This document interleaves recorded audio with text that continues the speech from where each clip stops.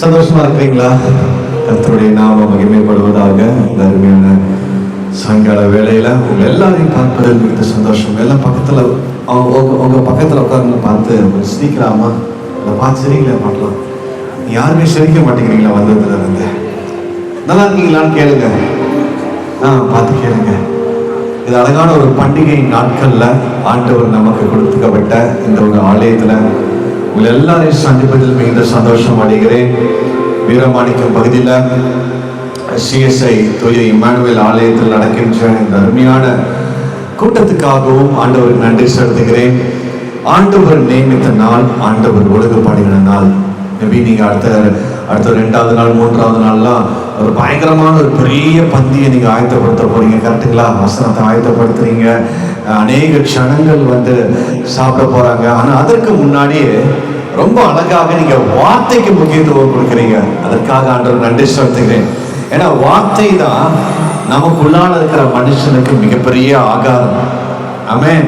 வெளியில இருக்கிற சரீரத்துக்கு நமக்கு 3 வேளை சோறு போட்டா போதுங்க, அவர் கொஞ்சம் திருப்தியை வேற அமைதியில உட்கார்ந்துருவாரு. ஆனா உள்ளால இருக்கிற மனுஷனுக்கு நீங்க பிரியாணி போட்டா கூட திருப்தி ஆக மாட்டாரு. அவருக்கு தேவை வசனம். எத்தனை பேர் ஆமென் சொல்றீங்க?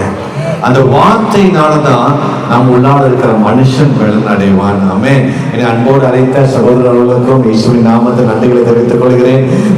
அவங்களை குறித்தும் உங்களுடைய ஊழியங்கள், உங்களுடைய தாகங்கள் இன்னும் ஆண்டவர் பெரிய காரியங்களை உங்கள் மூலமாக செய்யணும்னு நாங்கள் செபிக்கிறோம். இங்க அழகாக ஆராதனை நடத்துகிற சகோதரருக்கும் நன்றி செலுத்துகிறேன். கீபோர்டு வாசித்த தம்பிக்கும் ஆண்டவருடைய நாமத்தை ஆசீர்வதிக்கிறோம். தேவனுடைய நாம மகிமைப்படுவதாக. நமக்கு நேரம் ரொம்ப கம்மியா இருக்கிறதுனால நான் ஒரு 12:30 முடிச்சிருவேன். எத்தனை பேர் ஆமென் சொல்றீங்க? எத்தனை பேர் ரெடியா இருக்கிறீங்க? ஹல்லேலூயா. நான் யூசுவலா பிரசங்கப்படுற ரொம்ப ஆசைப்படுவேன். ஆண்டவரே, எனக்கு ஒரு நாள் நான் என்னோட பிறந்த நாள் அன்னைக்கு ஆண்டவரை கேட்டேன், ஆண்டவரே இந்த நாள் எனக்கு வேற எங்கேயுமே போகக்கூடாது, நான் உங்களுடைய வார்த்தை மட்டும் பிரசங்கிக்கிற ஒரு கிருபையை தாங்கன்னு சொல்லிட்டு விசேஷமா வேடிக்கையை நான் ஜெபம் பண்ணேன் ஒரு நாள்.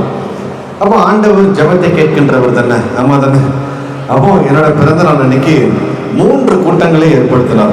ஒவ்வொரு கூட்டத்திலையும் 3 மணி நேரம் நான் பேசணும். ஹல்லேலூயா.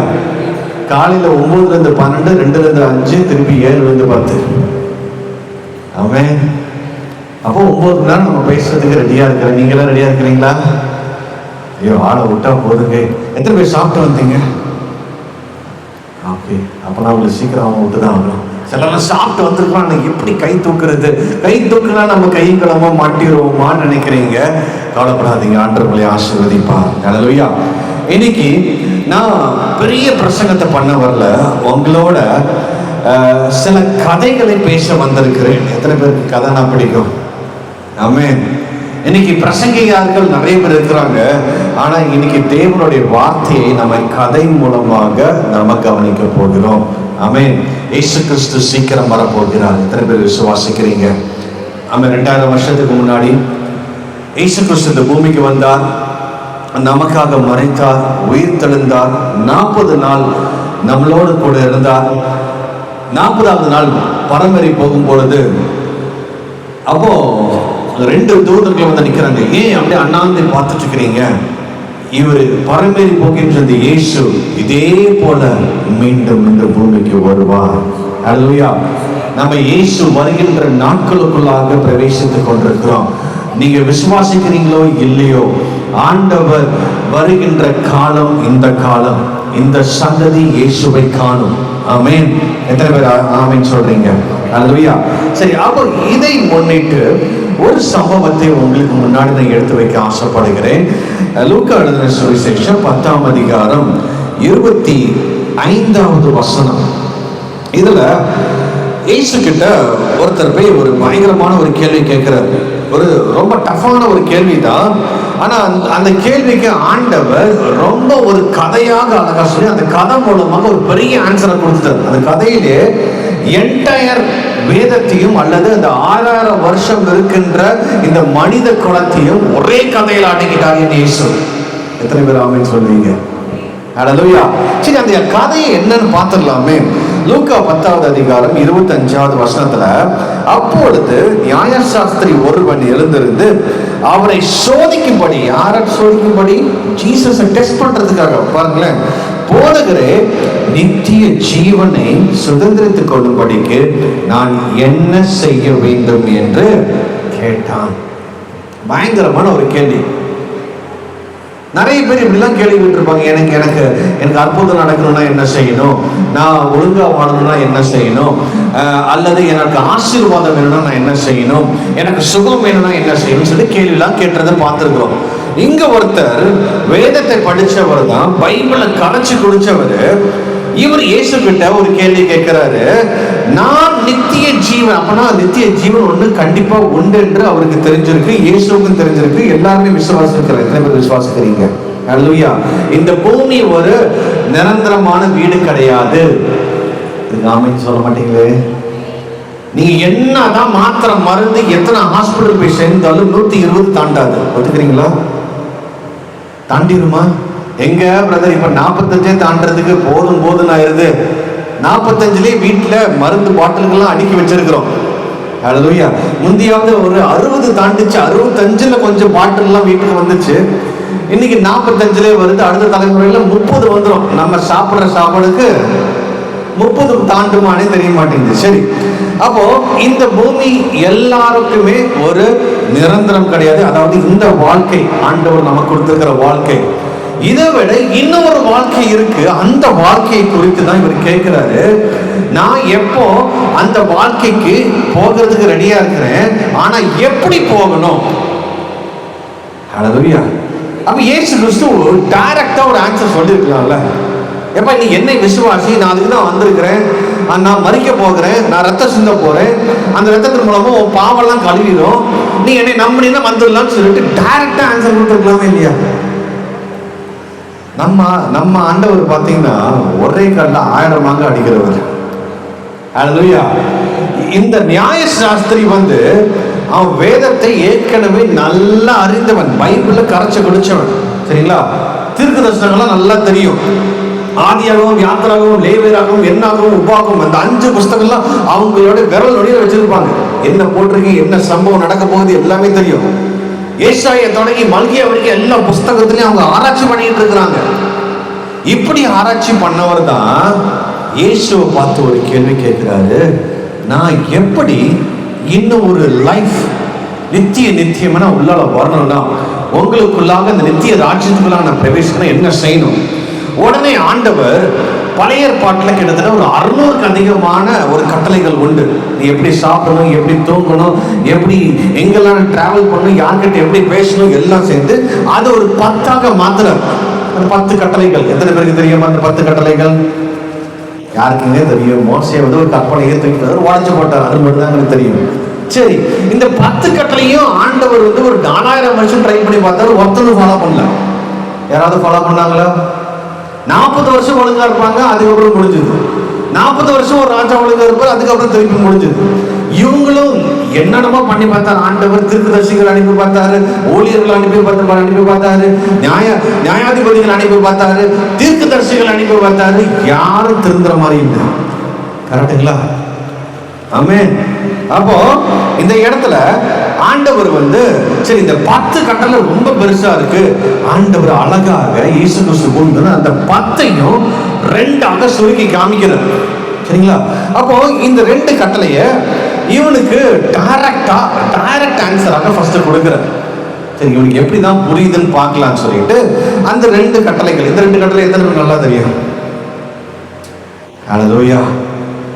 நிறைய பேர் ஏதோ ஒன்று சொல்லுங்க, நாங்க பாட்டு கேட்டுக்கிறோம், எங்களுக்கு வயிறு வேற கொடன்னு சத்தம் கேட்குது, வீட்டுல கோழி கறி வேற வச்சுட்டு வந்திருக்கிறோம். ஆமென். எத்தனை பேர் ஆமென் சொல்றீங்க? அல்லேலூயா. கர்த்தர் இன்னைக்கு ஒரு பெரிய காரியங்களை செய்வார். ஆமென். நான் எத்தியோப்பியா தேசம் கிட்டத்தட்ட 2019 போயிட்டு இருக்கிறோம். ஆண்டவர் போக சொல்லு. எனக்கு 2009 அழைப்பு நான் ஆப்பிரிக்கா தேசத்துக்கு எடுத்துட்டு போவேன். கரெக்டா 10 வருஷத்துல ஆண்டவர் என்னை கொண்டு போகிறேன். எனக்கு எங்க இருக்கு எதுக்குன்னு தெரியாது. மேப்பை பார்த்துட்டு நான் என்னோட நண்பரும் கிளம்பி போயிட்டோம். போனதுக்கு அப்புறம் தெரியும் அது ஒரு பச்சைக்கறி சாப்பிட்ற மக்கள் மத்தியில் அங்கே போயிருக்கிறோம். பச்சைக்கறி ஹோட்டலில் போய் உட்காந்துரு, அங்கே பெரிய மாடு அடிச்சு வச்சிருப்பாங்க. நாங்கள் ஏதோ அடுப்பு இருக்கும், அதாவது லைட்டாக வேக வச்சுருந்தவங்க மாடுல தோலை உரிச்சு லைட்டாக அந்த கறியை மட்டும் சீவி ஒரு கியூப் போட்டு அப்படியே கொடுத்துருவாங்க. அதான் ஹோட்டல். கசாப்பு கடை தான் அங்க ஹோட்டல். சரிங்களா? ஆமே. நார்த் இந்தியா வந்து ரொம்ப ஈஸி எனக்கு ஊழியம். ஆமே. நல்ல ஆதாரம் இருக்கும், தண்ணி இருக்கும், ஜனங்கள் இருக்கும், கரண்ட் வசதிகள் இருக்கும்.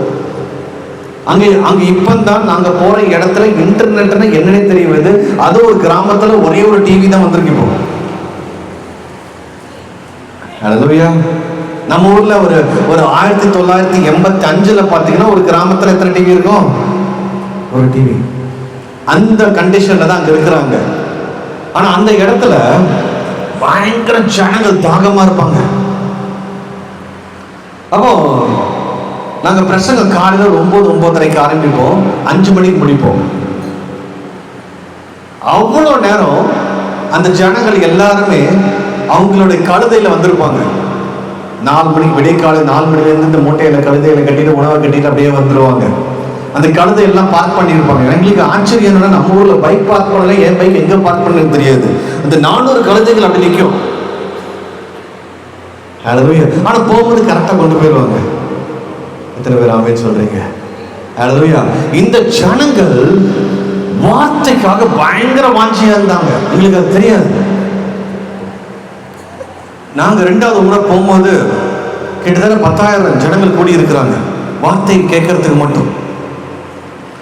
அப்போ நாங்க சிம்பிளா அவங்களுக்கு அப்பதான் நாங்க வந்து இயேசு கிறிஸ்துவோட அன்பை பத்தி சொல்லுவோம். சொல்லிட்டு இருக்கும் போது திடீர்னு ஒருத்தர் ஓடி வர, ஐயா நான் பெருமை கூறணும்னு எனக்கு கண்ணு தெரியுதுன்னு பாரு. ஆமென். கடந்த முறை நாங்க வந்து பிரசங்கம் பண்ணிட்டு இருக்கிறோம். ஒரு சகோதரிய வந்து ஆம்புலன்ஸ்ல கொண்டு போறாங்க. ஆம்புலன்ஸ்ல வந்து மாஸ்க் வச்சுட்டு படைக்கிறதுக்கு கஷ்டம், தலைநகரத்துக்கு கொண்டு போயிருங்கன்னு சொல்லிட்டு தன்னுடைய அண்ணன் கொண்டு போயிட்டு இருக்கிறாரு. ஒரு 21 வயசு சகோதரி. போற வழியில எங்களுடைய பெருங்கூட்டம் நடந்துட்டு இருக்குது. இந்த கூட்டத்தின் சத்தத்தை கேட்டு ஒரு அண்ணன் என்ன சொல்றாங்கன்னா, இந்த ஆம்புலன்ஸ் டிரைவர் நீங்க கொஞ்சம் இதுல போயிட்டு நம்ம அப்புறம் போவோம், ஆக்சிஜன் மாஸ்கோட. அவங்க கிரவுண்ட்ல நாங்க பிரசங்கம் பண்ணிட்டு இருக்கிறோம். ஜெபம் இல்ல, பிரசங்கம் பண்ணிட்டு இருக்கும் பொழுது இந்த வார்த்தையோட வல்லமை என்னன்னு சொல்றேன் பாருங்களேன். பிரசங்கம் பண்ணிட்டு இருக்கும்போது அந்த ஆம்புலன்ஸ் அப்பதான் அந்த கிரவுண்டுக்கு வருது. அந்த ஆம்புலன்ஸ் அந்த ஸ்டேஜ் கிட்ட வர வர வர அந்த சகோதரி அந்த மாஸ்க் எடுத்து எந்திரிச்சு வெளியே ஓடி வந்துட்டாங்க. ஆமென். எத்தனை பேர் விசுவாசிக்கிறீங்க? இது 2வது நாள் நடந்தது. அன்னைக்கு அவங்க ஸ்டேஜ் ஏறி சாட்சி சொன்னாங்க. 3வது நாள் அவங்க தன் பரிசுத்த ஆவியின் அபிஷேகத்தை பெற்று தேவனுடைய ஊழியத்தை பெற்று கொண்டாங்க.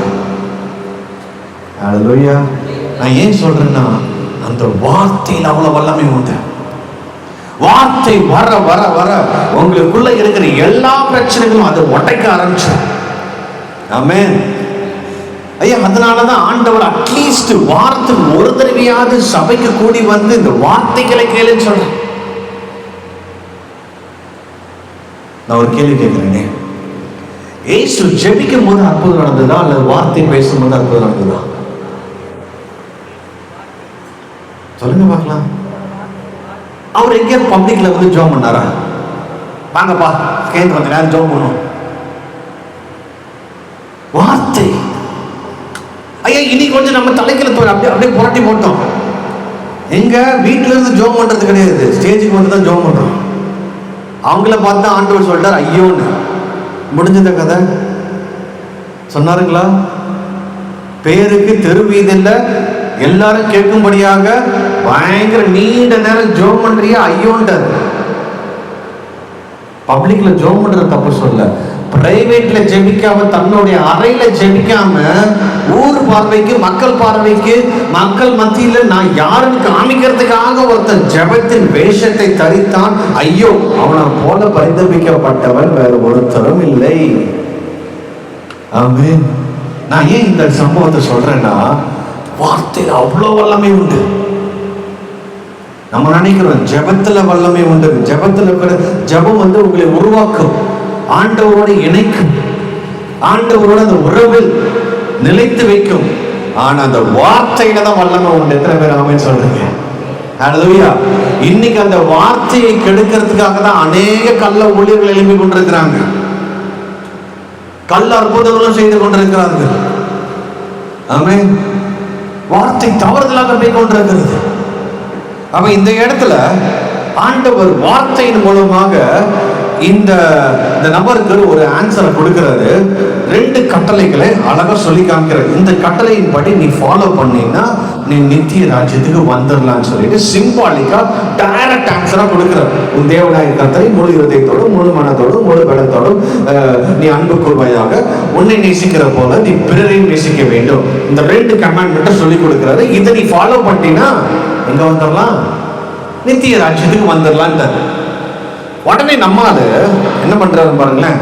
சரி, இதெல்லாம் சொல்லிட்டாரு, இதுலயும் ஒரு டவுட் கேட்போம். நம்ம பாருங்களேன், நம்ம ஒரு புத்திசாலின்னு நினைச்சு அநேக நேரத்தில் ஆண்டவருக்கு ஒரு செக் வைப்போம். அதே போலதான் இந்த இடத்துல 29வது வசனத்துல என்ன போட்டிருக்கு? அவன் தன்னை நீதிமான் என்று காண்பிக்க மனதாய் இயேசுவை நோக்கி எனக்கு பிறன் யார் என்று கேட்டான். அப்படின்னா இந்த 2வது கட்டளை ஆண்டவர் சொன்னாரு. இந்த 2வது கட்டளையில ஒரு டவுட் கேட்கிற மாதிரி கேட்கிறோம். உன்னை நேசிக்கிறது கூட பிறரை நேசின்னு ஆண்டவர் சொன்னாரு. அந்த பிறர், அந்த நெய்பர் யாருங்க? எனக்கு புரிய மாட்டேங்குதுன்னு கேட்கிறான். அவன் தெரிஞ்சுதான் கேட்கிறான். சரி, அப்ப இவனுக்கு வசனத்தின் படி சொன்னா இவனுக்கு மண்டல ஏறலன்னு சொல்லிட்டு ஆண்டவர் நல்லாவே புரிஞ்சிருச்சு. அல்லேலூயா. இப்பதான் ஒரு கதையை ஆரம்பிக்கிறான்.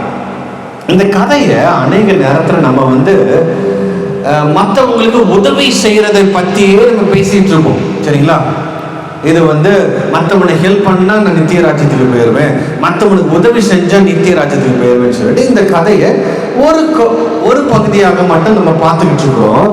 ஆனா இந்த இடத்துல ஒரு நல்ல சமாரியன் கதையை ஆண்டவர் வித்தியாசமாக இந்த இடத்துல ஒரு ஆன்சர் கொண்டு வர.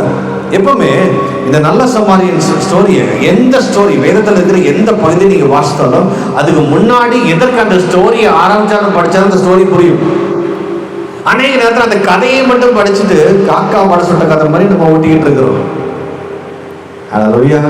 காக்கா வடை சுட்டுச்சா பாட்டி வடை சுட்டாங்களா? ஆமென். நான் காக்கா வடை சொன்னேன். ஆமா, அல்லேலூயா. Praise the Lord. இருக்கிறீங்களா? சரி, அப்போ இந்த இடத்துல ஆண்டவர் ஒரு கதையை ஆரம்பிக்கிறார். என்ன கதைன்னு பாருங்களேன். இயேசு பிரதியுத்தரமாக அடுத்த வசனத்துல இருந்து, ஒரு மனுஷன் எருசலேமிலிருந்து எரிகோவுக்கு போகையில். உங்களுக்கு இந்த கதையை இன்னைக்கு நான் புரியுற மாதிரி நான் சொல்லித்தர போறேன்.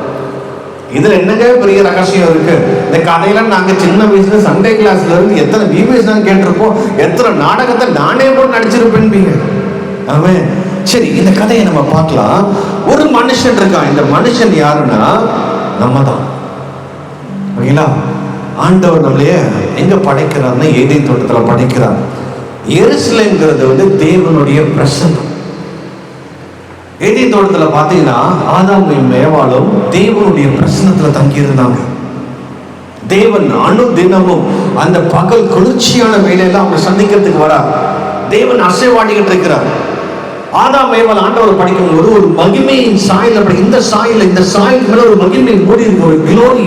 அந்த க்ளோரி ஒரு ட்ரெஸ் மாதிரியே மூடி இருக்கும்.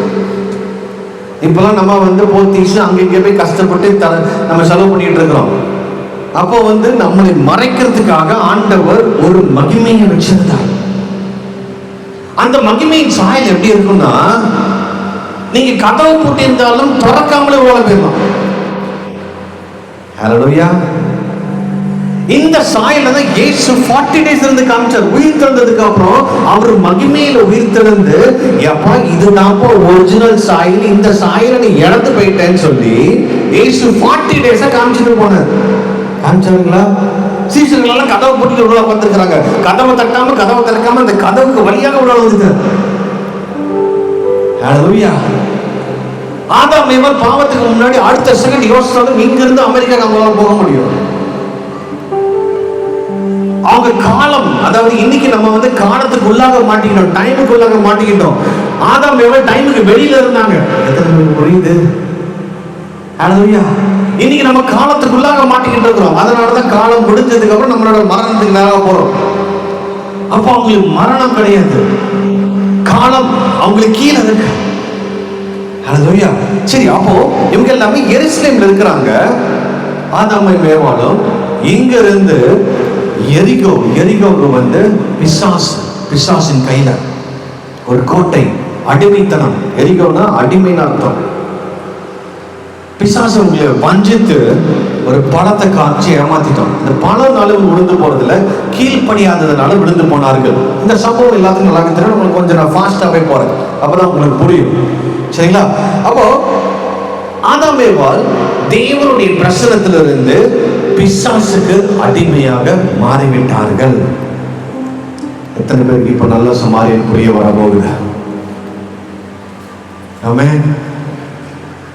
அப்போ இந்த ஆண்டவர் நித்திய இந்த சம்பவத்தை எதுக்கு சொல்றாருன்னா, நித்திய ஜீவனுக்கு போறதுக்கு வழி என்னன்னு கேட்கறதுக்கு ஆன்சர் தான் இதை ஆரம்பிக்கிறது.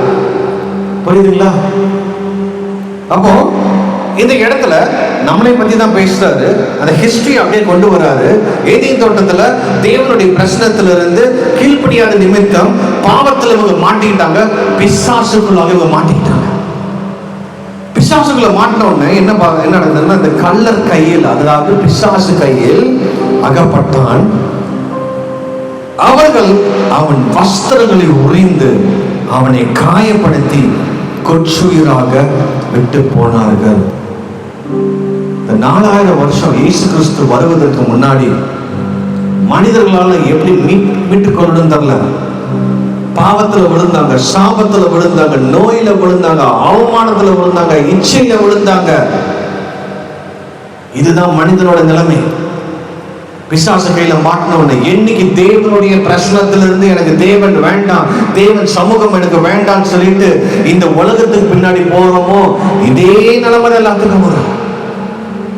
அதான் ஆண்டவர் லிஸ்ட் போட்டு அழகா காமிச்சிட்டார். நாமளும் அப்படிதான் மாற்றணும். நம்மளுடைய முற்பிதாக்கள் அவங்க ஏதோ ஒரு அறியாமையில, ஏதோ ஒரு ஆசையில விழுந்து போனாங்க. விழுந்து போன உடனே பிசாசுக்குள்ளாக இவங்க அடிமையாக மாறிட்டாங்க. பாருங்களேன், இவங்களை அடிச்சிட்டான், வஸ்திரம் கிழிஞ்சு போச்சு, அவமானம், இவங்களுக்கு காயம். இந்த காயத்தை ஆத்துறதுக்கு யாருமே இல்லை. உடனே ஆண்டவர் பழைய ஏற்பாட்டில் என்ன பண்றாருன்னா, சரி இவனை காப்பாத்துறதுக்காக ஆண்டவர் பழைய ஏற்பாட்டில் ஒரு ஊழியங்களை ஏற்படுத்துறார். ஆசாரிய ஊழியத்தை ஆண்டவர் ஏற்படுத்துறார். இங்க பாருங்களேன், 31வது வசனம். அப்பொழுது தற்செயலாய் ஒரு ஆசாரியன் அந்த வழியே வந்து, இது மோசேயோட நாட்கள்ல ஆண்டவர் ஆசாரிய ஊழியத்தை ஏற்படுத்துறார். இந்த 2 ஊழியமும் அப்பதான் ஆரம்பிக்குது. ஆசாரிய ஊழியமும் லேவிய ஊழியமும் அப்பதான் ஆரம்பிக்குது. அப்படின்னு என்ன அர்த்தம்னா, பழைய ஏற்பாட்டின் ஆகமங்கள், பழைய ஏற்பாட்டின் தீர்க்க தரிசனங்கள். பழைய ஏற்பாட்டில் நிறைய ஆகமங்கள் கொடுத்திருந்தாரு. ஆசாரியர்கள் மூலமாக ஜனங்களை காப்பாற்ற வேண்டும் சொல்லிட்டு ஆசாரியர்கள் வந்து பார்த்தாங்க, காப்பாற்ற முடியல. அவங்க கையிலேயே வார்த்தை இருந்தது. ஆனா ஆசாரியர்கள் மூலமாக ஆசாரியர்கள் என்னென்னமோ பணிவிடை செஞ்சு பார்த்தாங்க. பாவத்தின் படி பாவம் அவங்க பண்ணிட்டாங்கன்னா ஒரு ஆடோட ரத்தமோ, மாடோட ரத்தமோ அல்லது புறாவுடைய ரத்தமோ கொண்டு வந்து பலியிட தெளிச்சு பார்த்தாங்க. அப்போ கூட அவங்களுக்கு மீட்பு வரவில்லை. என்னென்னமோ பிளான்லாம் இருந்தது. ஆசாரியர்கள் ட்ரை பண்ணி பார்த்தாங்க. ஒரு 2000 வருஷம், 3000 வருஷம், ஒருத்தருடைய பாவமும் மன்னிக்கப்படவில்லை. அதே வாழ்க்கை தான், அதே சாபம், அதே நோய், அதே பிரச்சனை, தீராத வியாதி. No option. அடுத்தது ஒருத்தர் அனுப்புறார். பாருங்களேன், அந்தபடியே ஒரு லேவியனும் அந்த இடத்துக்கு வந்து அவனை கண்டு பக்கமாய் விலகி போனான். லேவிய ஊழியம் மூலமாக மக்களுக்கு ரட்சிப்பு உண்டாகும். மக்கள் இப்படி பாவத்திலிருந்து வெளியே வந்துடலாம், நோயிலிருந்து வெளியே வந்துடலாம், விடுதலை ஆயிடலாம், தேவனுடைய ராஜ்யத்துக்கு போயிடலாம் சொல்லி பார்த்தாங்க, முடியல. 4000 வருஷம் ஆண்டவர் இந்த 2 ஊழியத்தை வச்சு ட்ரை பண்ணி பார்த்தார். இந்த ஊழியத்தை ஹெல்ப் பண்றதுக்காக ராஜாக்கள் எழுப்புறார், நியாயாதிபதிகளை எழுப்புறார், தீர்க்கதரிசிகளை எழுப்புறார். இந்த 3 ஊழியமும் இவங்களுக்கு ஹெல்ப் பண்றதுக்காக வருது. இப்ப எத்தனை பேருக்கு பழைய ஏற்பாடு அப்படியே புரியுது? ஹல்லேலூயா. ஆண்டவர் அப்படியே தான் ஹோல் பைபிள் அப்படியே கொண்டு வருது. ஏதேன் தோட்டத்தில் எப்படி விழுந்தாங்க, தேவனுடைய பிரச்சனத்திலிருந்து எப்படி தள்ளப்பட்டாங்க, அதுக்கப்புறம் ஆண்டவர் ஆசாரியர்கள் எழுப்புறாரு, லேவியர்களை எழுப்புறாரு, நியாயாதிபதிகளை எழுப்புறாரு, தீர்க்கதரிசிகள் எழுப்புறாரு, ராஜாக்களை எழுப்புறாரு. இதெல்லாம் பழைய ஏற்பாட்டின் காலத்தின் மூலமாக மீட்பு வரும் எதிர்பார்த்த மீட்பு வரவில்லை. ஹல்லேலூயா. எத்தனை பேர் சொல்றீங்க? அப்போ இந்த இடத்துல மூன்றாவது ஒரு நபர் வர. பின்பு சமாரியன் ஒருவன் பிரயாணமாய் வருகையில், இது யார் இந்த சமாரியான் தெரியும்? நல்ல சமாரியனாகிய கிறிஸ்து. தேவன் தாமே தன்னுடைய ஒரே பேரான இயேசு கிறிஸ்துவை இந்த பூமிக்கு அனுப்புறார். ஐயா, அவர் ராஜாதி ராஜா. அவரை பணிந்து கொள்வதற்கு லட்சக்கணக்கான தூதர்கள் அவருக்கு முன்னாடி அவர் பார்க்க முடியாமல் அவங்களோட ரெக்கைகள் மூலம் கண்ணை மறைச்சிருக்கிற அந்த பரிசுத்தர் மனிதனாக பூமிக்கு வரார். கடவுளாக வரல, உங்களை போல என்னை போல. ஏன்னா ஏன் மனிதனாக வரணும்னா, மனுஷனாக வந்தாதான் ஒருத்தர் மறைக்க முடியும். கடவுளை யாரும் கொல்ல முடியாது. அவருடைய கடவுள்துவம், மகிமைத்துவம், கர்த்தத்துவத்தை எல்லாவற்றையும் மேல வச்சுட்டு தன்னை தான் தாழ்த்தி வெறுமையாக்கி மனித ரூபம் எடுத்து இந்த பூமிக்கு ஒருத்தர் வரார். அவர் பேர் தான் இயேசு கிறிஸ்து.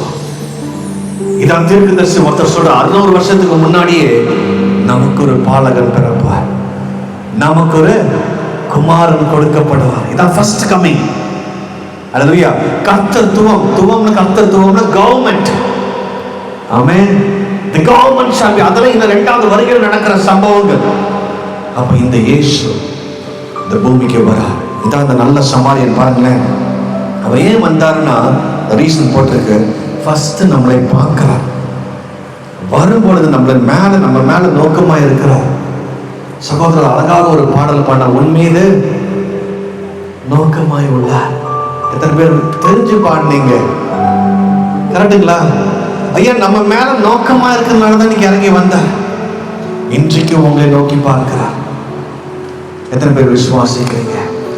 ஐயா, வேதம் சொல்லுது, எங்க 2-3 பேர் என் நாமத்துல கூடியிருக்காங்க நான் இருப்பேன். இங்க நம்ம 3 பேருக்கு மேல கண்டிப்பா இருக்கிறோமா?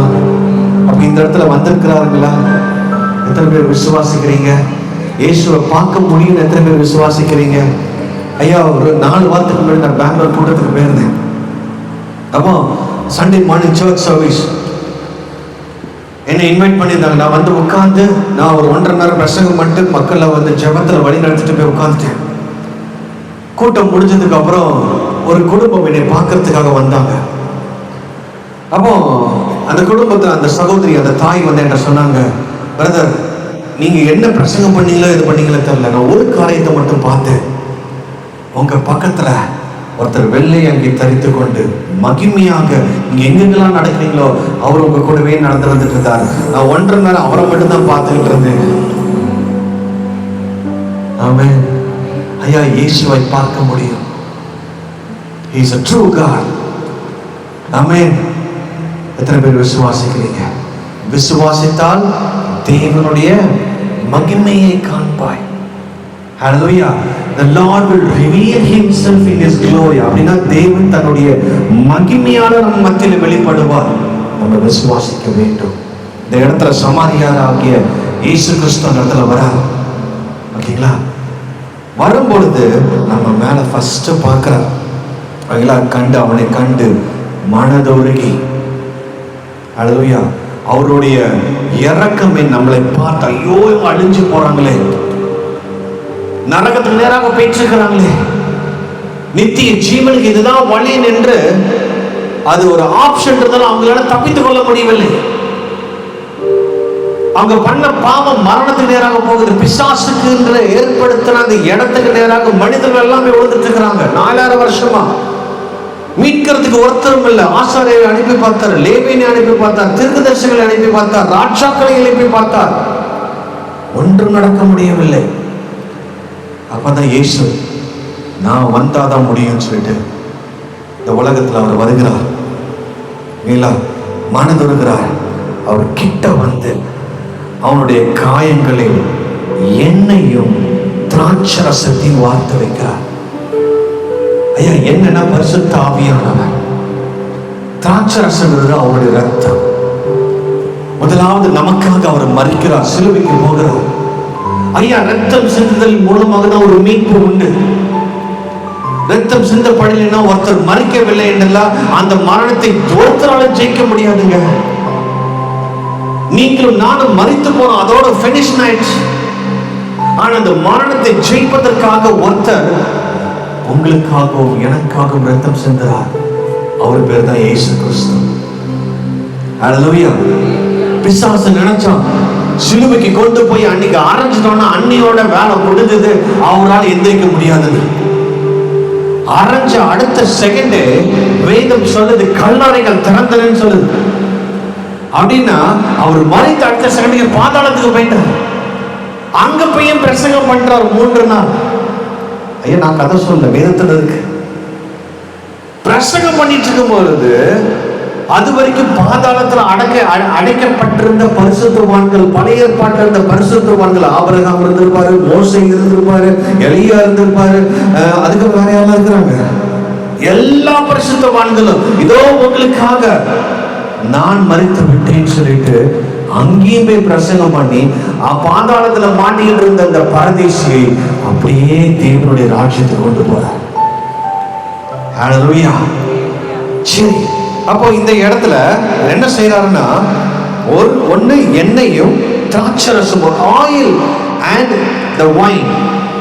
ஆயில் ரெப்ரசன்ட்ஸ் தி அனாயிண்டிங், பரிசுத்த ஆவியானவர். வைன் ரெப்ரசன்ட் அவருடைய ரத்தம். ஃபர்ஸ்ட் அவருடைய ரத்தம் சிந்தப்படுது. ரத்தத்தின் மூலமாக ஒரு மீட்பு நமக்கு உண்டாயிற்று. அதுக்கப்புறம் இந்த மீட்டை, நம்மளை மீட்டு எடுத்த இந்த ரட்சிப்பை பாதுகாக்கணும்னா இயேசு கிறிஸ்து உயிர் தெழுந்து வந்ததுக்கு அப்புறம் ஒரு காரியத்தை திரும்ப திரும்ப சொல்லிட்டு போறாரு.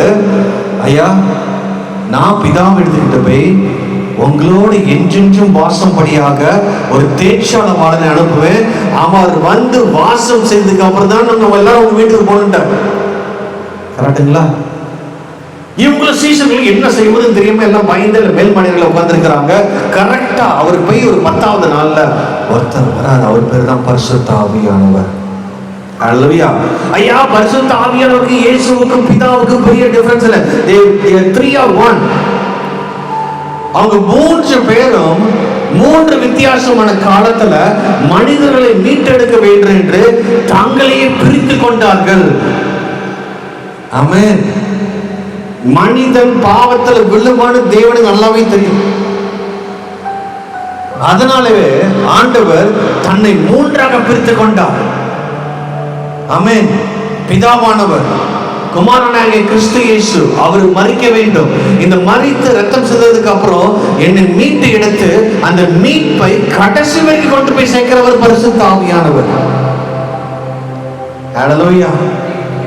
ஏதோ பரிசுத்த ஆவியானவர் வந்து கத்துறதுக்கு மட்டும் கிடையாதுங்க. அணு தினமும் உங்களுக்குள்ளாக வாசம் செய்கின்றவர் அவர். ஆமென். இந்த 2 விஷயத்தை இன்ஸ்டிடியூட் பண்றார். இவன் காயத்தோட இருக்கிறான், அவமானப்பட்டு இருக்கிறான், குத்துயிரா கிடக்கிறான், என்னைக்கு மரிச்சு போவோன்னு தெரியாது. இந்த சம்பவத்துல இயேசு மனதுருகி ரத்தத்தையும் பரிசுத்த ஆவியான அபிஷேகத்தையும் ஊத்துறார். இந்த சம்பவம் எல்லாம் நம்ம ஆண்டவர் செய்யறது. எத்தனை பேருக்கு புரியுது? ஹல்லேலூயா. ஐயா, நல்ல சமாளின்னு ஏதோ ரோட்ல அடிபட்டு கிடக்கிறவன் தூக்குற சம்பவம் கிடையாது. அது தப்பா நிறைய பேர் நமக்கு பிரசங்கம் பண்ணிட்டாங்க. வேதத்துல போட்டிருக்கிற அந்த முழு ஹிஸ்டரி அப்படியே அடக்கி ஆண்டவர் சொல்றார், இதை நீ ஃபாலோ பண்ணிட்டீங்கன்னா என் ராஜ்யத்துக்கு வந்துடலாம். ஆமென். சரி, அப்ப இந்த இடத்துல என்ன சொல்றாரு?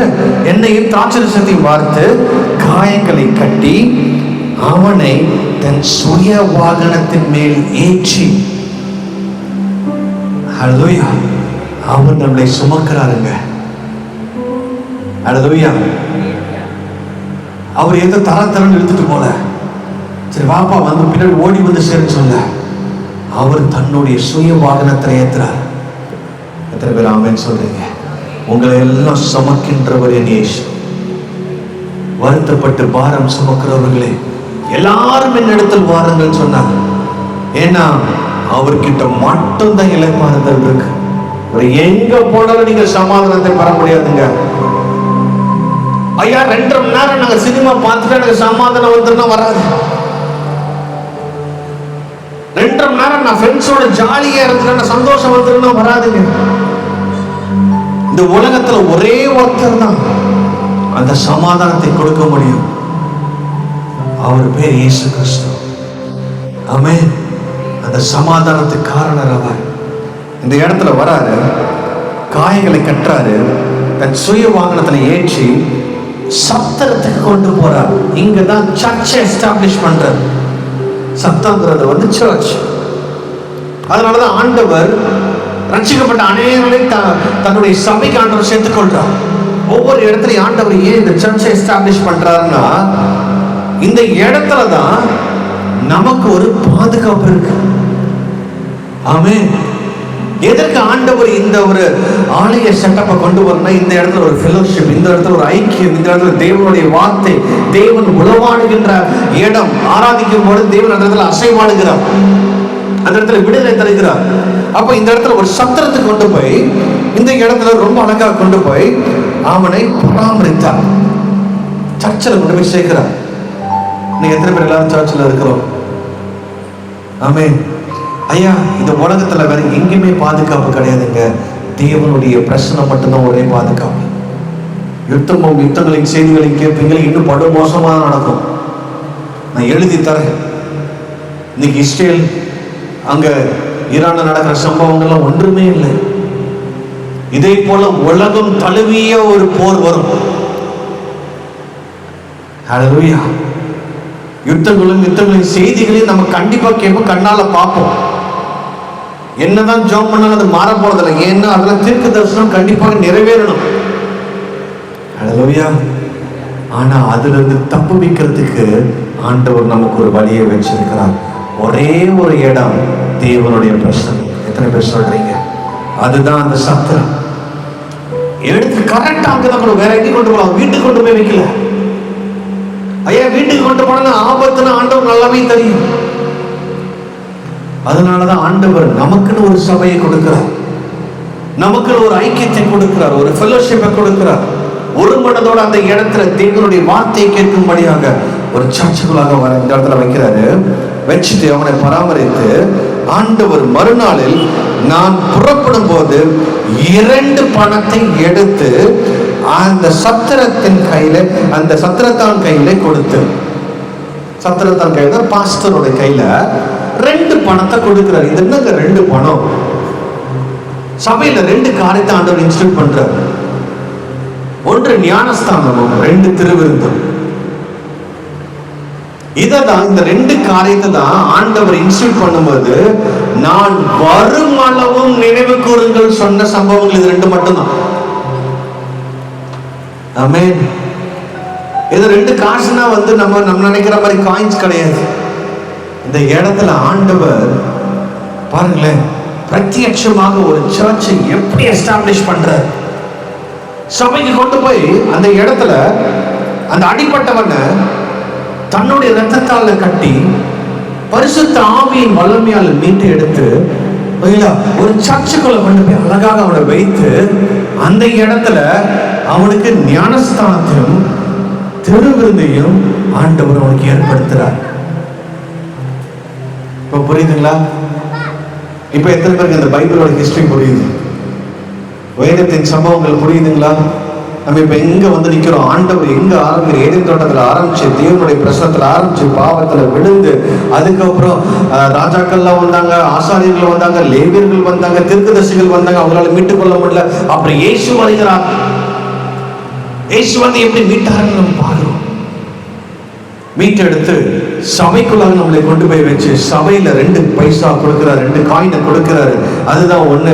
ஞானஸ்தானமும் திருவிருந்து கொடுத்து பாருங்களேன், கொடுத்து நீ இவனை விசாரித்துக்கோ.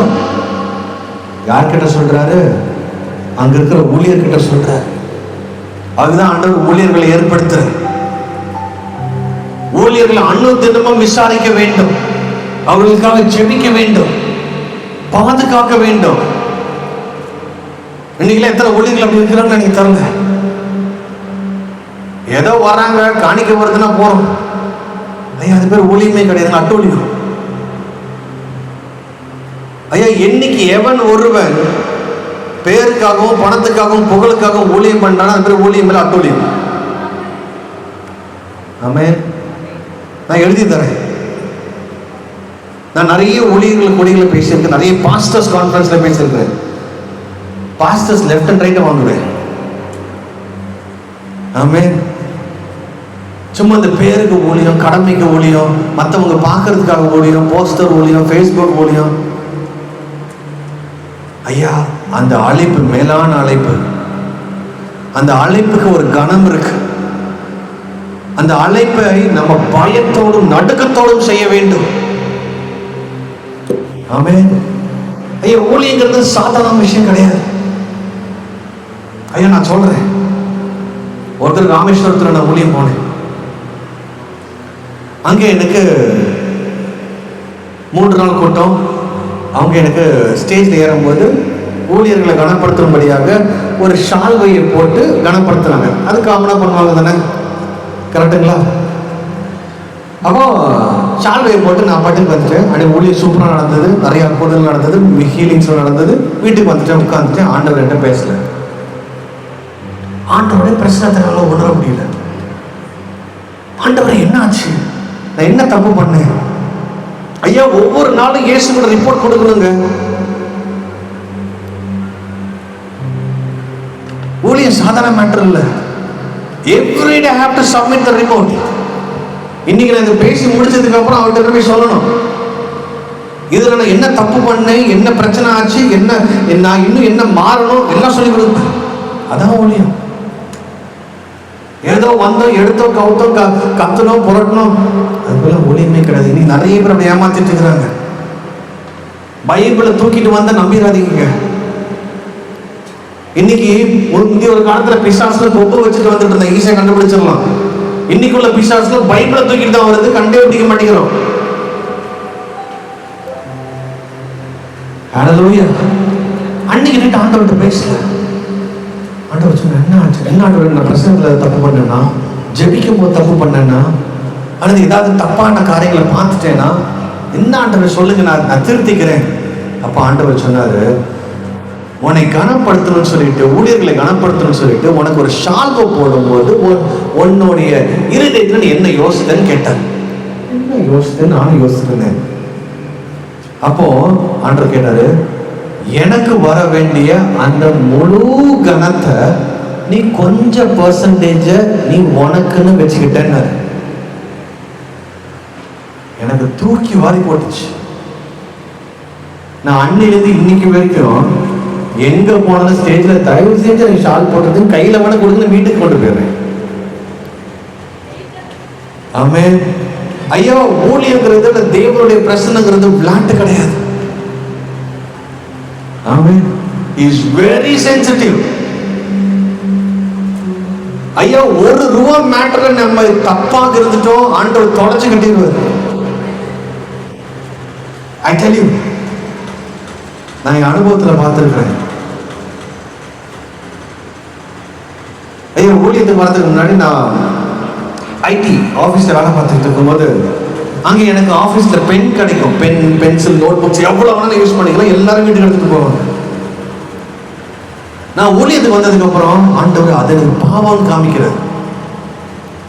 எது 2 ரூபா பெண்ணு வீட்டுக்கு எடுத்துட்டு வந்தது, எனக்கு எடுத்துட்டு வர்றதுக்கு எல்லா உரிமையும் உண்டு. அப்ப ஆண்டவர் என்கிட்ட சொன்னாரு, வேலைக்கு கொடுத்தப்பட்ட அந்த பெண்ணை நீ அதுக்கு மட்டும் தான் பயன்படுத்தணும், உன் சொந்த யூஸ்க்கு பயன்படுத்தக்கூடாதுன்னு. முடியுமா?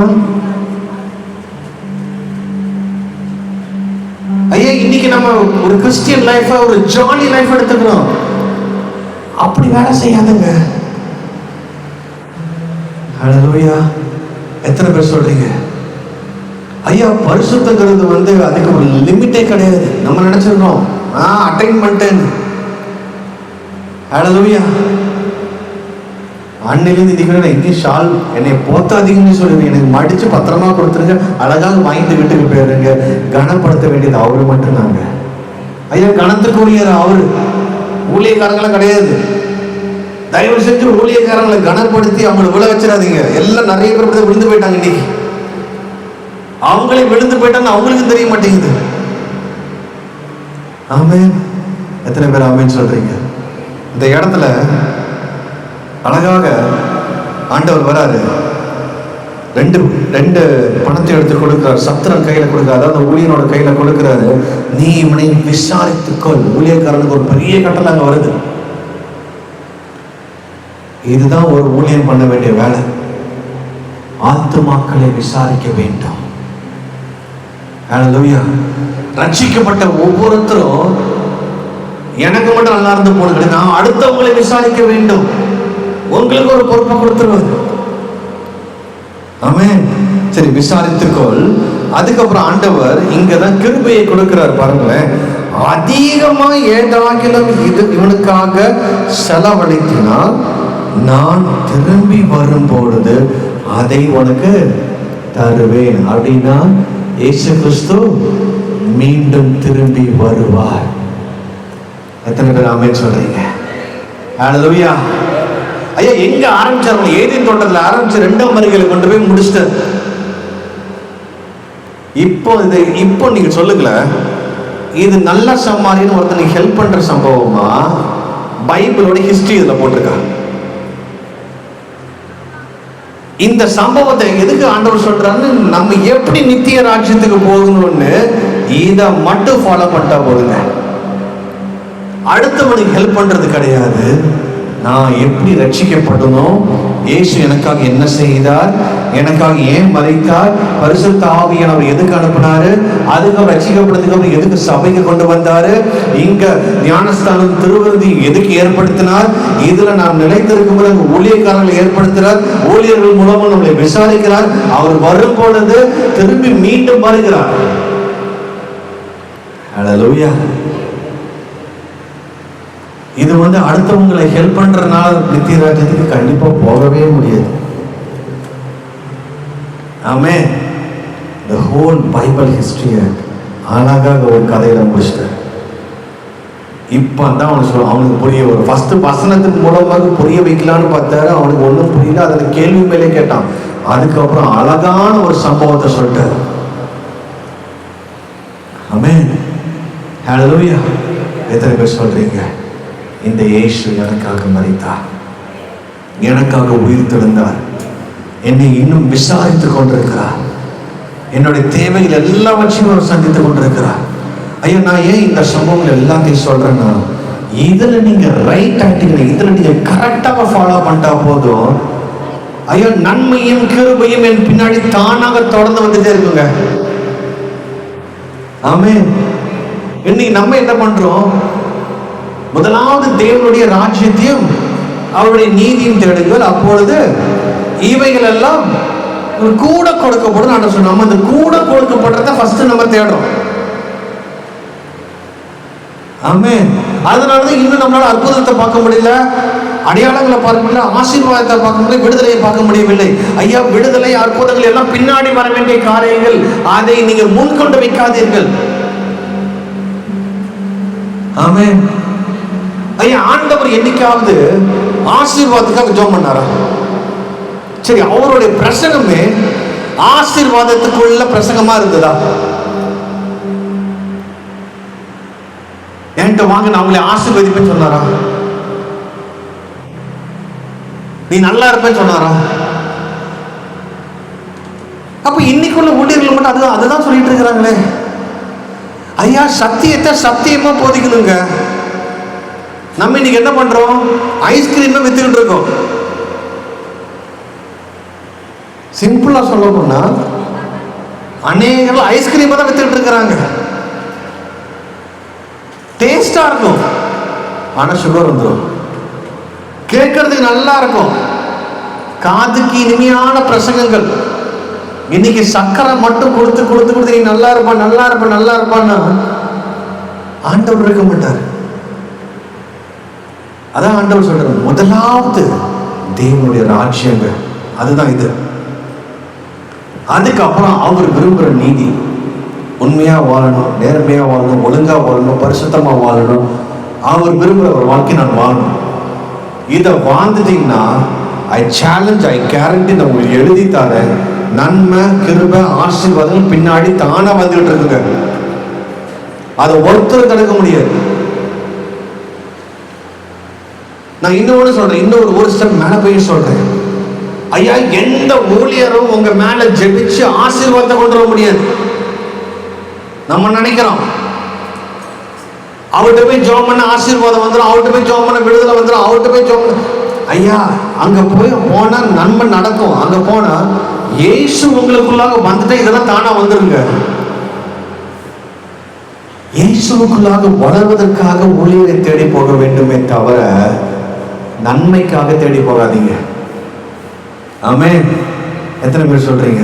இதெல்லாம் தானாக பின்னாடி வர வேண்டிய காரியங்கள். இன்னைக்கு நிறைய பேர் உப்பு தூணாதான் கட்டி வச்சுக்கிட்டு இருக்கிறாங்க. சம்பவம் ஞாபகம் இருக்குங்களா? பெரிய ஆசீர்வாதம். லோத்து பயங்கரமா செட்டில் ஆயிட்டாரு. ஆபிரகாம் வீடு கட்டல, அவர் என்ன கூட இருக்க. லோத்து மாடி வீடு கட்டிட்டாரு. வீட்டுல டிவி, ஃப்ரிட்ஜ், வாஷிங் மிஷின் எல்லாம் அடுக்கி வச்சுட்டு இருக்கிறாரு. ஐயோ எல்லாம் போச்சேன்னு சொல்லிட்டு அந்த அம்மா லைட்டா திரும்பி பார்த்தாங்க. இன்றைக்கு வரைக்கும் அந்த தூண் இருக்காமா. ஹல்லேலூயா. உப்பு தூண். ஹல்லேலூயா. நம்ம ஊருக்கு உப்புக்கு பஞ்சமே இல்லை. கரெக்டுங்களா? எங்க திரும்பினாலும் உப்பு. நம்ம உப்பாக மாறிடக்கூடாது, எந்த தூணாக மாறிடக்கூடாது. அநேக நேரம் நம்ம திரும்பி பார்த்து ஆசீர்வாதத்தை பார்த்தா உப்பு தூண் தாங்க. ஆண்டவரை பார்த்தீங்கன்னா நித்திய ஜீவன். எத்தனை பேர் ஆமென் சொல்ல முடியும்? எத்தனை பேருக்கு அந்த ஆசீர்வாதம் இருந்தீங்க? ஐயா, நீங்க இயேசுவை முழு இருதயத்தோடு தேடி பாருங்க. எல்லா விதமான சுகமும் எல்லா விதமான நன்மையும் தானாக தேடி வரும்.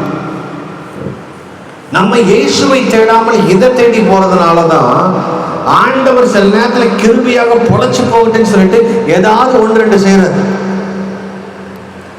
நம்ம அந்த 1-2 செய்யறத பெரிய சாட்சி நினைச்சுக்கிட்டு இருக்கோம். ஆமென்.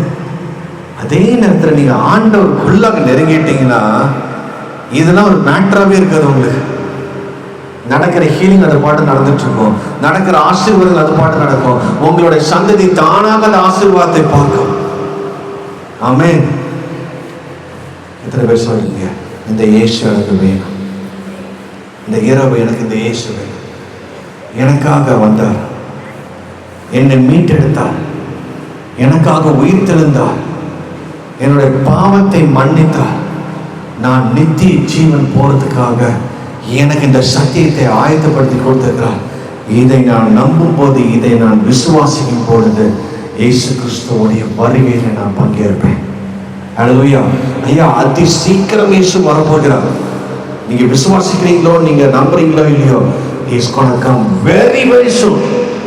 அதற்கு நாம ரெடியா இருந்தோங்க.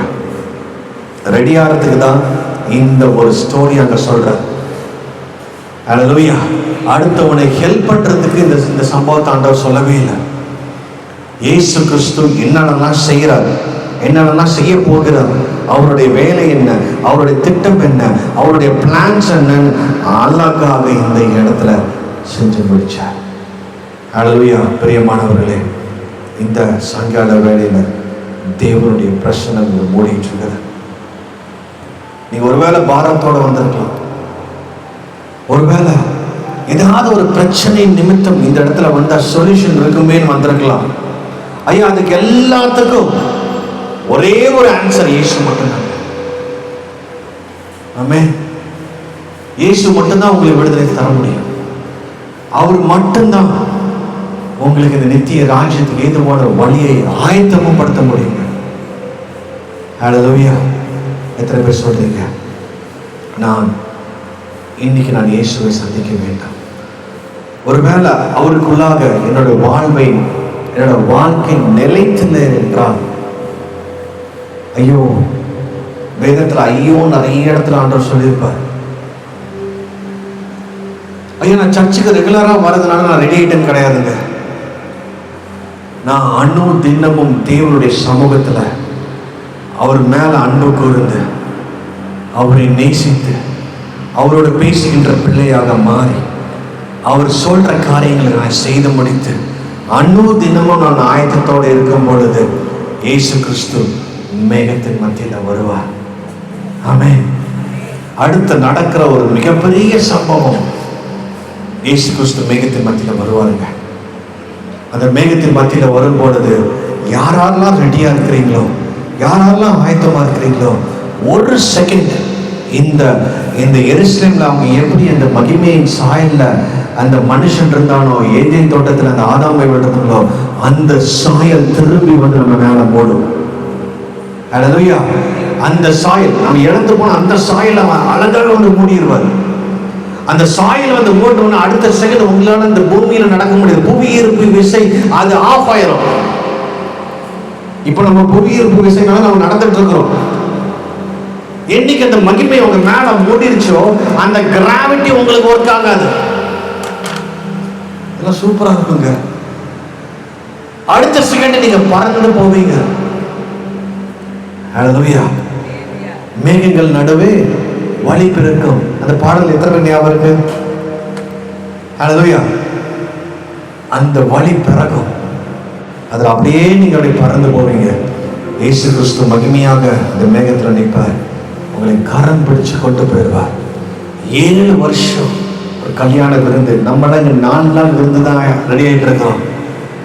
7 வருஷம் மணவாளனும் மணவாட்டி, மணவாட்டின சபை, இந்த ஆயத்தத்தோடு இருக்கின்ற சபை.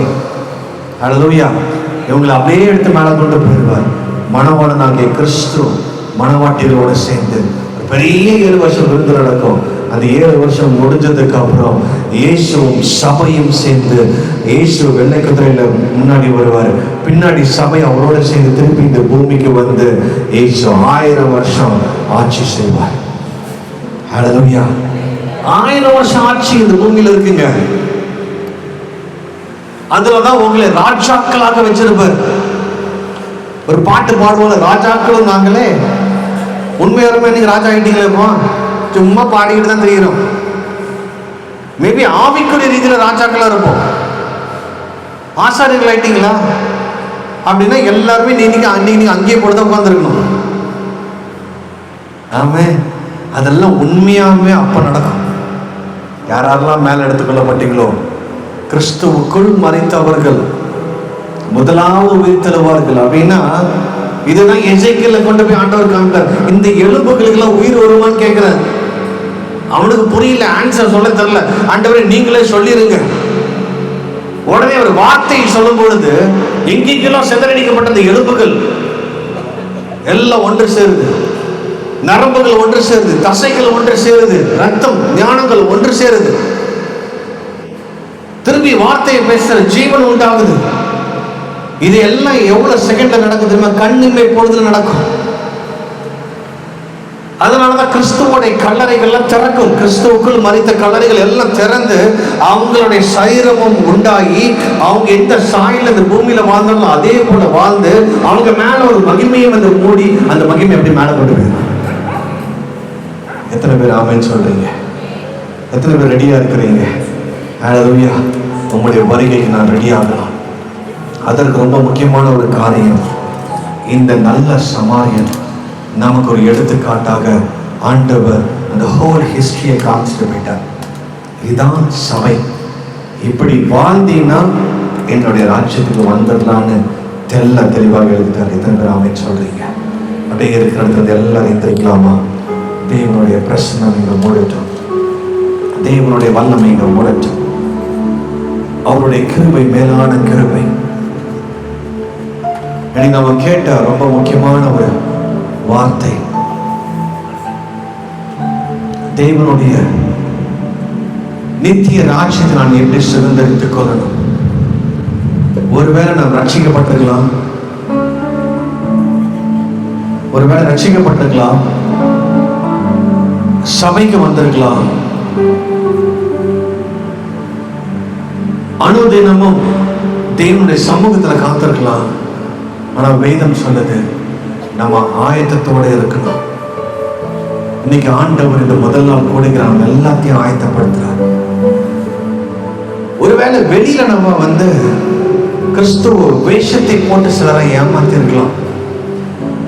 ஆனா என்னுடைய இருதயம் ஆண்டவருக்கு தெரியும். இன்னைக்கு எல்லாம் அப்படியே ஒப்பு கொடுக்கலாமா? நம்ம எல்லாருமே மனுஷர்கள் தான். நமக்கு பலவீனங்கள் உண்டு, நமக்கு போராட்டங்கள் உண்டு, அவிசுவாசங்கள் நமக்கு உண்டு, கஷ்டமான சூழ்நிலையில நம்ம வந்து மறுதலித்த நாட்களும் உண்டு. ஜெபிக்க மறந்த நாட்கள் உண்டு, வேதத்தை வாசிக்க மறந்த நாட்களும் உண்டு, பாவத்துல வாழ்ந்த நாட்களும் உண்டு, ரட்சிக்கப்பட்டதுக்கு அப்புறமும். ஆனா அது எல்லாவற்றையும் ஆண்டவரும் அறிந்திருக்கிறார். இன்னைக்கு நீங்களும் நானும் அழியாமல் காக்கப்பட்டிருக்கிறோம் அவருடைய சுத்த கிருபைங்க. அந்த கிருபை இன்னும் எனக்கு ஜீவனோட இன்னும் எனக்கு டைம் கொடுக்கிறார். எப்படியாவது இவன் என்னுடைய ராஜ்யத்துக்கு வந்துடணும், என் நித்திய ராஜ்யத்துக்கு வந்துடணும்.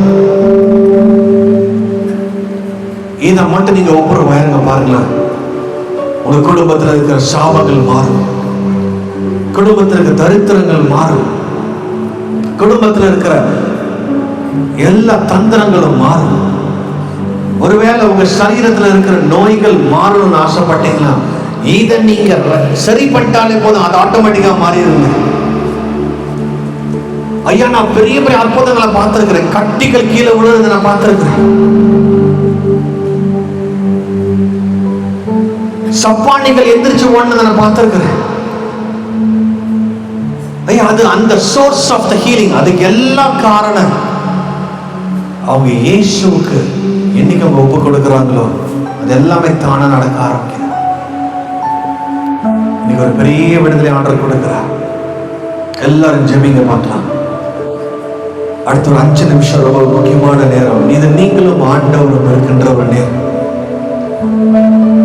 ஒரு பக்கம் உங்களுக்கு பிரச்சனையோட நிறைய காரியங்கள் நீங்க வச்சிருக்கலாம், அதெல்லாம் ஒரு பக்கம் வச்சிருங்க. ஆண்டவர் கூட நீங்க ஒவ்வொரு வயருங்க பார்க்கலாம்.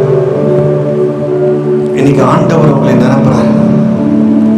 Thank you Jesus. ஆண்டவர் அப்படியே அர்ப்பணிங்க பார்க்கலாம்.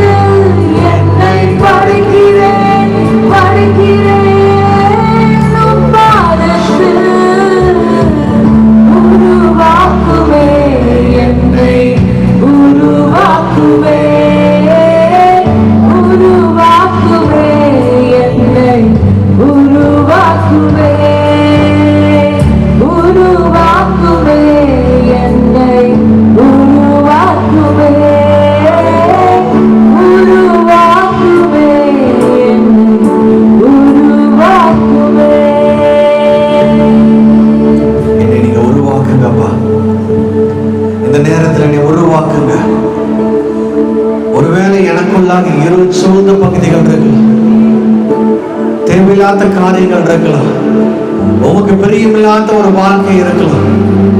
இன்றைக்கு அது அடியோட மாறட்டும். இன்றைக்கு அது முற்றிலுமாக மறைந்து போகட்டும். தேவனுடைய உன்னத கரம் அசைவாடு நான் பார்க்கிறேன். அநேகரோட இருதயத்தை ஆண்டவர் அப்படி சரிப்படுத்துறதை நான் பார்க்கிறேன். கேளுங்க பார்க்கலாம், கேளுங்க.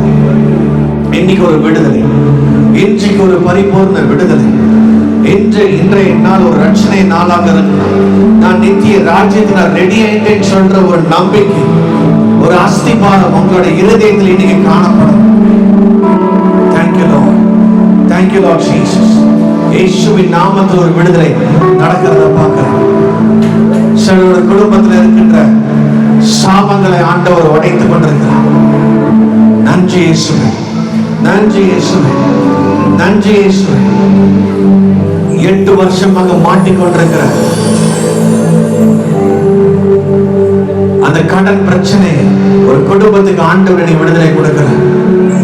கேளுங்க பார்க்கலாம், இன்னைக்கு ஒரு பரிபூர்ண விடுதலை. நீங்க யோசிக்கிறீங்க, அந்த குடும்பம் நீங்க யோசிக்கிறீங்க, நான் எப்படி இதுல இருந்து மீட்ல போறேன், நான் எப்படி இதுல இருந்து விடுதலை தர போகிறேன்.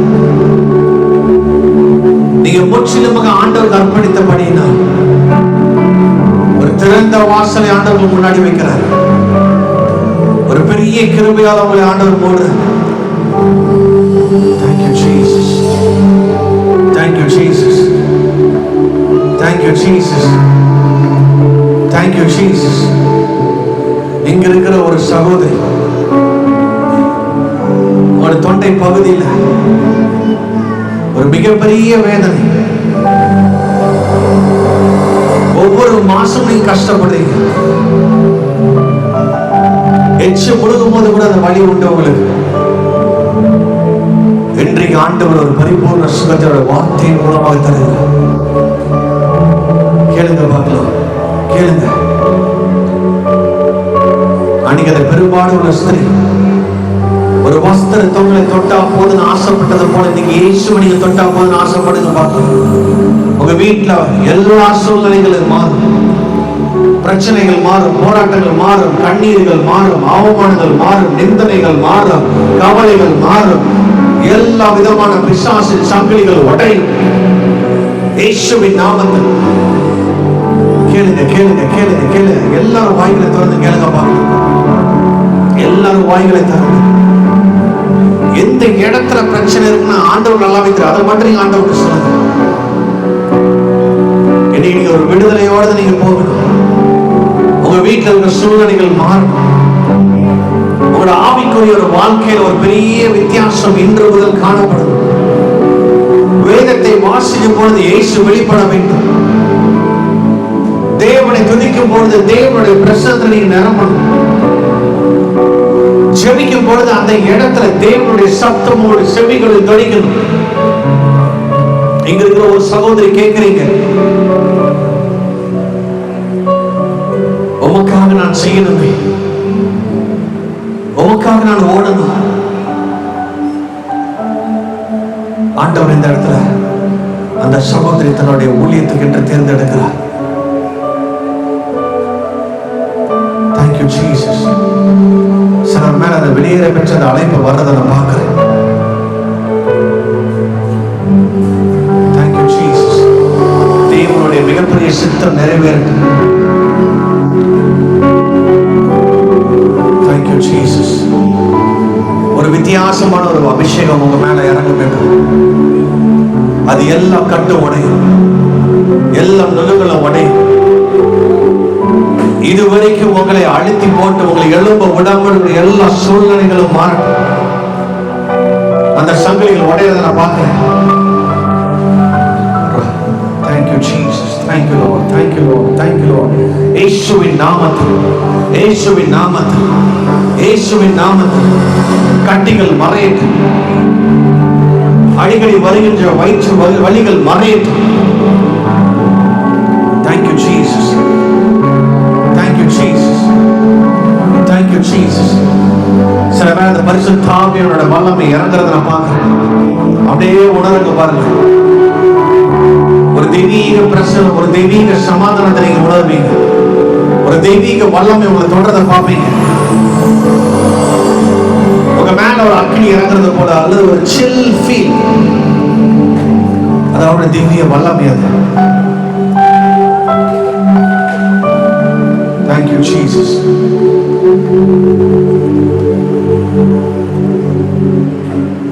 Thank you, Jesus.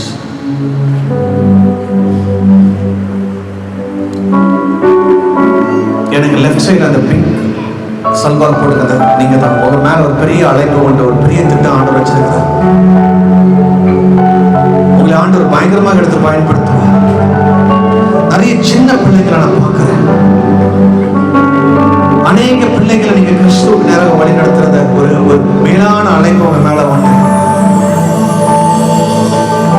I see you are traveling all around Tamil Nadu. நீங்க தமிழ்நாட்டு அளவுல ஒரு பெரிய ஊழியத்தை எஸ்டாப்ளிஷ் பண்ணுவீங்க. உங்க மேல ஒரு பெரிய கிருபை ஆண்டவர் தரார். Thank you Jesus. இந்த அநேக சிறு பிள்ளைகளை தேவனுடைய ராஜ்யத்துக்கு நேராக திருப்புற திட்டத்தை ஆண்டவர் உங்க மேல வச்சிருக்கிறார். பெரிய திட்டம் அது. Thank you Lord. அப்படியே கைகளை உயர்த்திக்கோங்க பார்க்கலாம். உங்க மேல ஒரு வல்லமை வரட்டும். சிலர் ஆண்டவர் பிரிச்சு எடுக்கிறார். இந்த உலகத்துல இருந்து தன்னுடைய திட்டத்துக்கு நேராக ஆண்டவருக்காக எழும்பி பிரகாசிக்கின்ற ஒரு காலம் இது. ஆண்டவருக்காக மகிமையாக ஓடுகின்ற ஒரு காலம். ஆண்டவரை வெளிப்படுத்துகின்ற காலம். இயேசு மகள் மூலம் வெளிப்படுங்க. அதாக பெரிதான ஊழியம். ஐயா பிரசங்கம் பண்றது ஈஸி, பாடுறது easy. Is Jesus in your life? இயேசு வெளிப்படணும். இங்க இருக்கிற நிறைய பேருக்கு அதுக்கு நீங்க ஒப்பு கொடுக்குறீங்க. மேபி உங்களுக்கு பேச தெரியாது, ஜெபிக்க தெரியாம இருக்கலாம். அது மேட்டர் இல்லைங்க. இயேசு வெளிப்படணும். எத்தனை பேர் அதுக்காக ஆசைப்படுறீங்க? ஐயா அன்றைக்கு பேதுரு நடக்கும் போது அவரோட நிழல்ல சுகம் பெற்றார்கள்.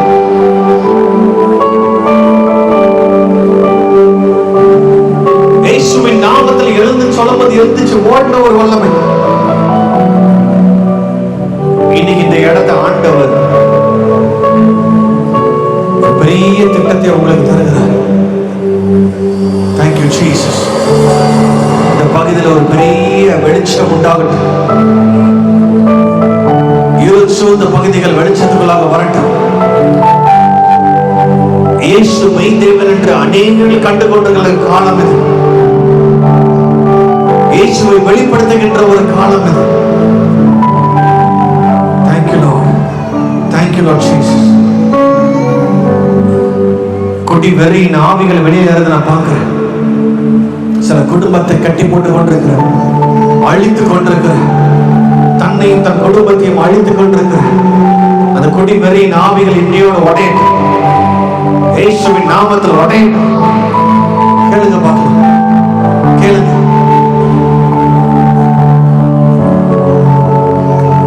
Thank you Jesus.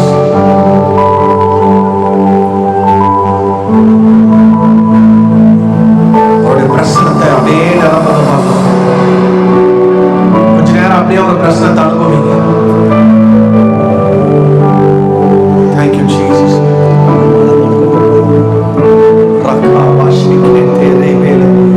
Oh, we praise you. நீங்க என்னை கண்டீங்களே, நீங்க இயேசுவோட ஒரு நெருங்கி பழகுற அனுபவம்.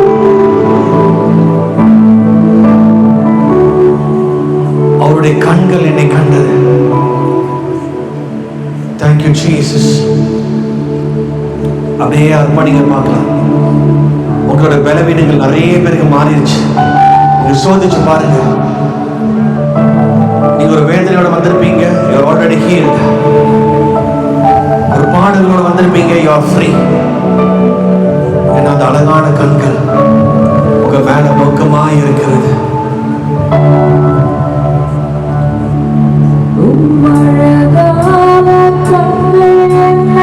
கண்டதாலே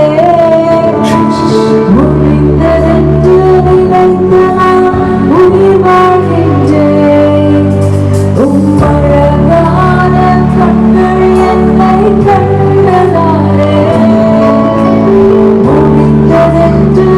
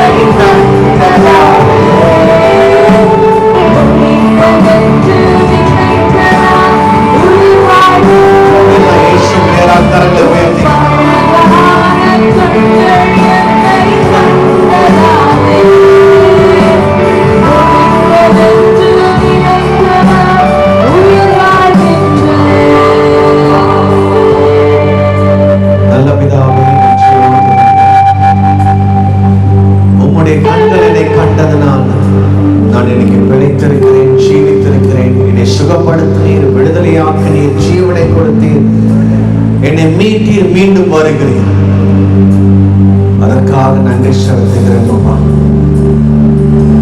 இன்று கொடுக்கப்பட்ட விடுதலைக்காக நன்றி, கொடுக்கப்பட்ட அழைப்புக்காக நன்றி. அழைத்தவர் உண்மை உள்ளவர். உடைய வருகை மட்டும் நான் உண்மையோடு வாழ்ந்து உமக்காக நான் இந்த உலகத்தில் சாட்சியாக வாழ என்னை முற்றிலுமாக அர்ப்பணிக்கிறோம். இந்த பகுதியை ஆசீர்வதிப்பீராக, இந்த ஆலயத்தை ஆசீர்வதிப்பீராக. உடைய அநாதி கரம், திவ்ய கரம், பலத்த கரம் இந்த இடத்தில் ஆசீர்வாதம். அப்பா, அடுத்த இந்த 3 நாட்கள் மகிமையாக ஆசீர்வாதம். ஒவ்வொருத்தரும் உம்மை பார்க்கட்டும். எங்களுடைய கொண்டாட்டங்கள் ஒரு பக்கம் இருந்தால் உம்மை சந்திக்கின்ற நாட்கள் இது. உம்மோடு நெருங்கி பழக, உம்மை சார்ந்து நிற்க, உடைய பிரசனத்தை நாடு, விடுதலைகளை சுதந்திரித்துக் கொள்ள, நித்திய ராஜ்யத்துக்கு ஏதுவான வழியில் நான் பிரவேசிக்க என்னை முற்றிலுமாக அர்ப்பணிக்கிறேன். ஒவ்வொருத்தர் மீதும் உங்களுடைய கிருபை தங்கி இருக்கட்டும், பாதுகாப்பு இருக்கட்டும். சகல துதிகள் எல்லாம் உமக்கே செலுத்துகிறோம். இயேசு கிறிஸ்துவின் நாமத்தில் ஜெபிக்கிறோம் ஜீவனுள்ள பிதாவே. ஆமென்.